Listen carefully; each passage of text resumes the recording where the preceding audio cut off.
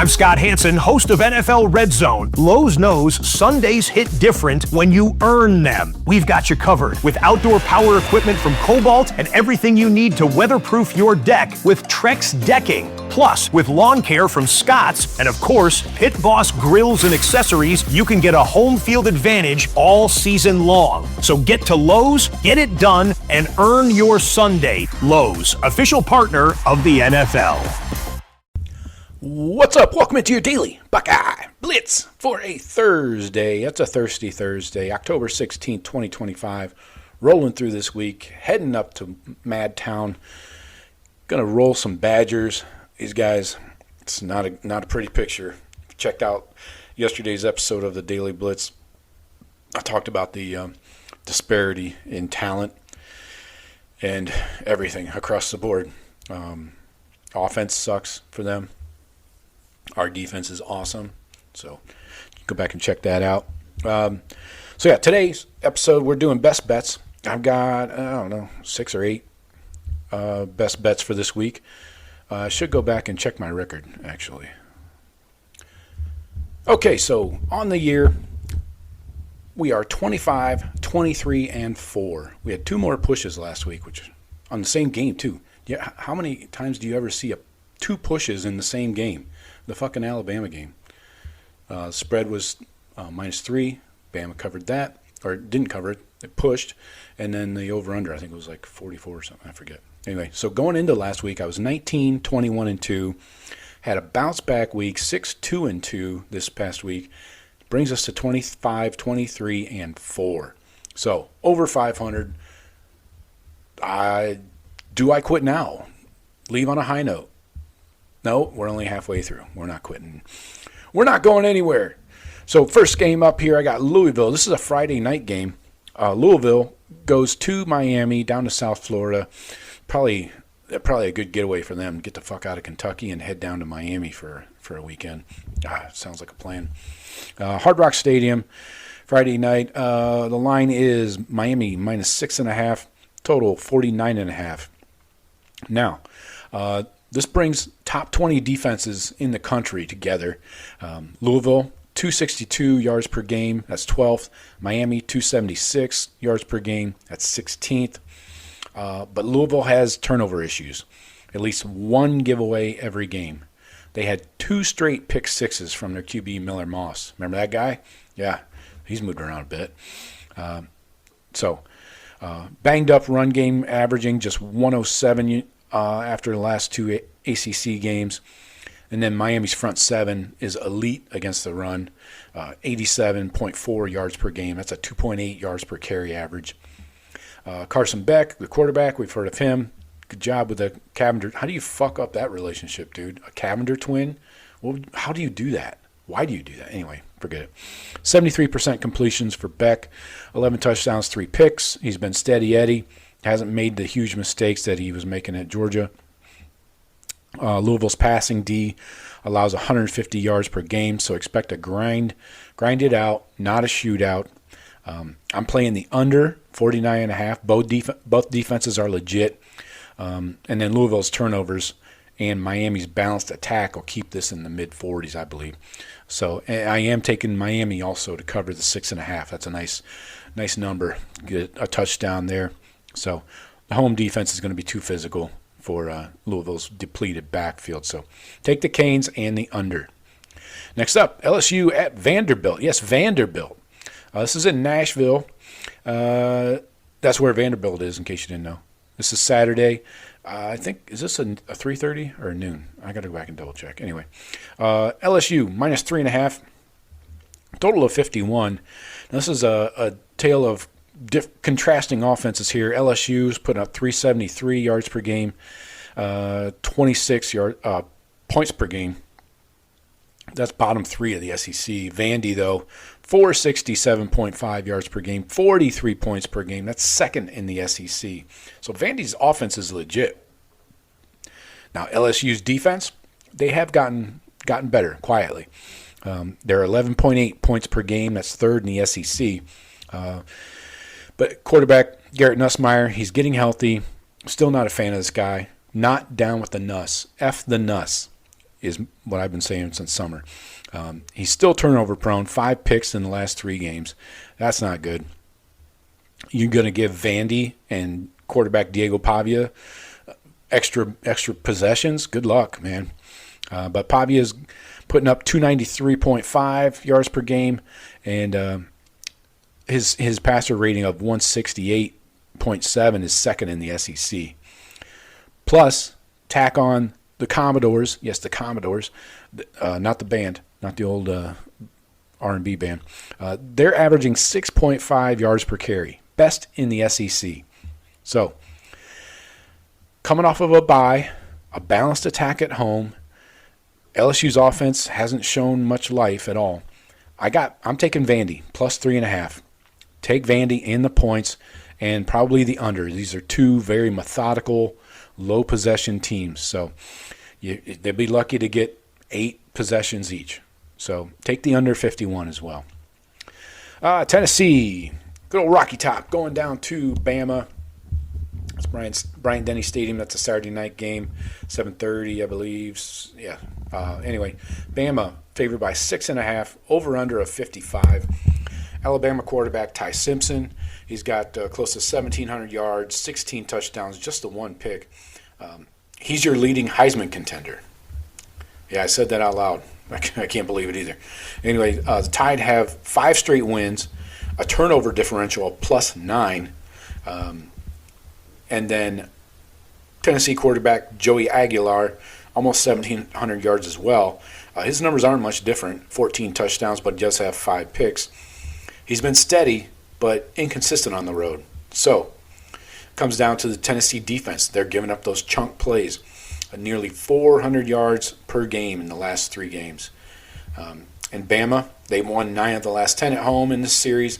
So, now they own the nation's longest home winning streak of 15. I'm playing Bama minus 6.5. Take them. And they're just efficient at home, and they have too much firepower. We'll see if Ryan Williams is back. Regardless, I still take Bama with the touchdown. I'm leaning the over 55. Both quarterbacks are playing well. Bama probably scores 35, so if you just need 3 touchdowns from Tennessee, I think they can muster that. So I'm playing Bama by the touchdown and over 55. Next up, USC goes to Notre Dame in South Bend. That's a Saturday night primetime game. Notre Dame favored by 3.5 at home. Over-under, though, of 61. Holy shit. Not a lot of defense being played nowadays in this matchup. Notre Dame's red hot, I guess, kind of. 4 straight wins after starting off 0-2. Good job. Way to rally the troops together, Marcus. The defense has allowed just 27 total points in the last 3 games, so maybe things are tightening up there with Chris Ash at DC. But USC's quarterback, Jaden Mayava, almost 1,900 yards passing, 13 touchdowns, 2 picks. But he is facing this tough, hard-nosed Notre Dame defense. They're going to try and light him up. But now the Notre Dame offense is starting to click. You got C.J. Carr with 13 touchdowns. You got the law firm of Love and Price. What's the price for Love? I don't know. Almost 1,000 yards rushing combined and 15 touchdowns. Seems solid. But USC struggles when opponents win the line of scrimmage. Notre Dame's run game can control the tempo. So my play is Notre Dame minus the 3.5. Use the hook. It's fine. The Irish are more physical, more balanced as a team. And I don't know. I got a tough time with the over 61. I'm laying off that. I'm sorry. I can't. I don't trust USC's defense or their offense for that matter. So I'm laying off that one. But take Notre Dame minus 3.5. Next up, see we got 3 more. Yeah. Texas at Kentucky. This is in Lexington. Texas favored by 9.5. Over under 47.5. Texas is coming off a dominating performance against Oklahoma in the Red River Shootout. Quarterback Arch Manning looked composed for once, probably the first time all year. He was 21 of 27, 166 yards, a touchdown, plus some third down conversions that were key in that game. Aren't all third down conversions a key? Yeah, I would say. But Kentucky's kind of in a free fall right now. They're 0-3 in the SEC play so far. 8 straight conference losses dating back a year. And the Wildcats are allowing 400 or more yards per game in SEC play. And the Texas defense, they forced 3 INTs, 5 sacks last week against Oklahoma. So my play is Texas minus a 9.5. They have the clear momentum and talent gap over Kentucky. So I am also playing the under 47.5. I think the Texas defense clamps down this Wildcat offense, and I don't think Arch is going to put up 47 points by himself, or 48. So take the under 47.5, Texas minus 9.5. Next up, Rutgers, the Ducks heading east. This is one of those games. We talk about it all the time, the record of teams in the Big Ten traveling 2 or more time zones. So Oregon going all the way across the country to Jersey, Piscataway, Saturday night. What's better than a Saturday night in New Jersey? A lot of things, I can tell you that. Right now the line is Oregon minus 20.5, total of 56. Now, the Ducks are trying to bounce back after that 30-20 loss at home to Indiana. Yeah, Sig put one out in their face.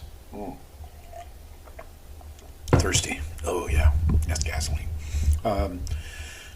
Sig dropped one on them, put one out right in their feathers.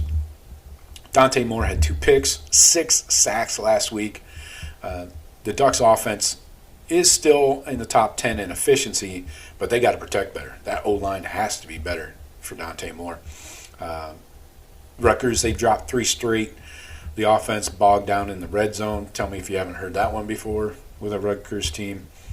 Running back Antoine Raymond is their lone bright spot. He has 560 yards and 9 touchdowns. And this Oregon defense, they allow just 138 yards passing per game. That's second in the Big Ten. So I think this is a bounce-back game, even though they're coming east, heading east. I think Oregon covers the 20.5. Rutgers is just not a good team right now. Oregon has a talent advantage, coaching advantage probably too. The Shiano man will definitely bust out a special teams wrinkle here or there, but it's not going to be enough. He's going to have to steal more than one possession. I am leaning towards the under, so Oregon minus 20.5, and in the under 56. I don't think Rutgers can put up enough points to push that total over.